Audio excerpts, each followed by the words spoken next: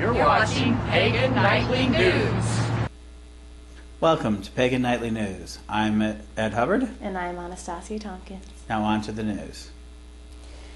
An exhibition celebrating the life of Charles Darwin has failed to find a corporate sponsor because American companies are anxious not to take sides in the heated debate between scientists and fundamentalist Christians over the theory of evolution.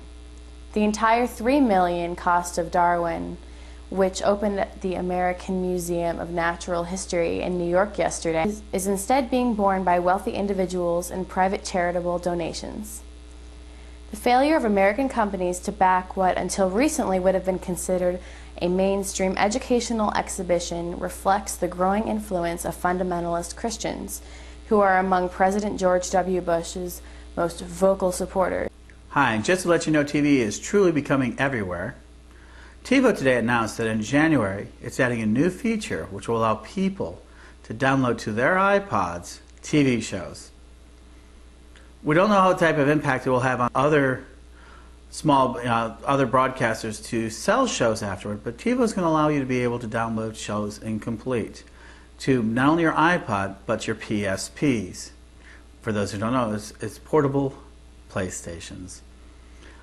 Already, they allow you to download television shows to your PC, your Mac, and other sort of computer devices. So this is an expansion of that. And as I said, this is the latest move aimed at putting TV in people's hands for viewing anywhere. So you know what I say, magic is everywhere, and so is TV, and the world is starting to understand. Christians declare war on happy holidays. Demand Merry Christmas is broadcast throughout the land. As you knew last week, Walmart, the Catholic League, basically was going to boycott Walmart over our friend Kirby. And Kirby, if you're out there, we want to hear your story. So anyone knows Kirby, please have him give us a call. But now, Jerry Falwell, one of my favorite people, is leading his 24,000-member Liberty congregation into a Friends or Foe campaign. That's what I said. Friends are a foe over Christmas. They're basically going to educate, litigate, and boycott, in that order, any merchant who doesn't want to use Merry Christmas over Happy Holidays. That's right, folks. The time of peace, goodwill on all men, Christianity, is now being smeared by Jerry Falwell and other evangelicals who are now working towards protecting their right to say Merry Christmas. And if you're saying Happy Holidays, you're denying and banning Christmas. It has gone so far that it's joined the Bill O'Reilly show.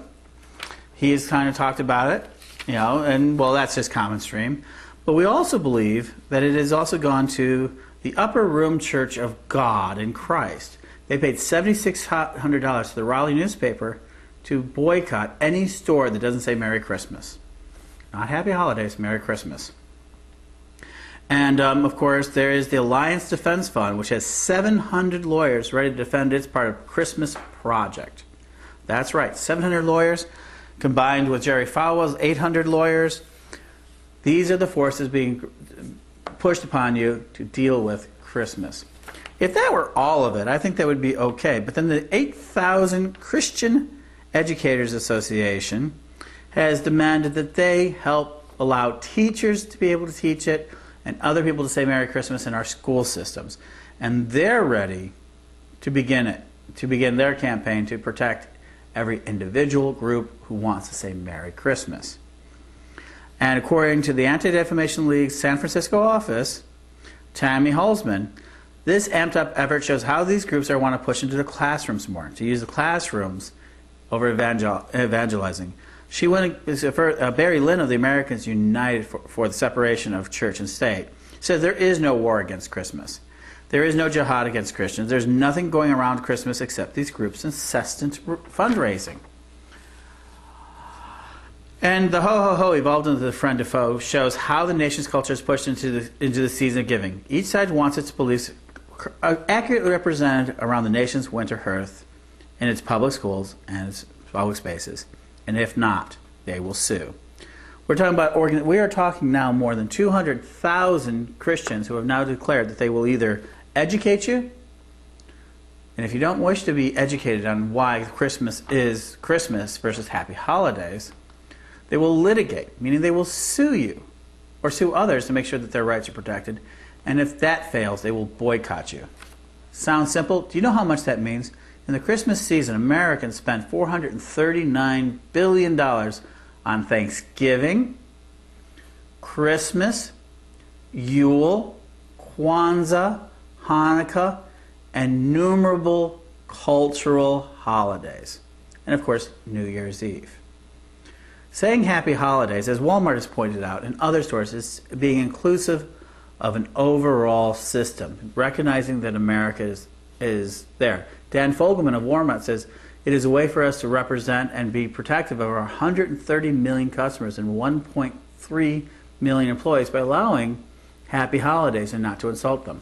That's not good enough for the Fair American Family Association President Tom Wilden, who wants Merry Christmas signs prominently. If they expect Christians to come in and buy products during this so-called season, they better put Merry Christmas. And he isn't worried if they offend people who aren't Christian. They can walk up right by the sign. Wilden says, it's a federal holiday. If someone is upset by that, well, they should know that they're living in a predominantly Christian nation. So what we see is that they're seeing that the Christian evangelicals are now creating a war against Happy Holidays and all others who would practice anything but Christians' version, their version of Christmas.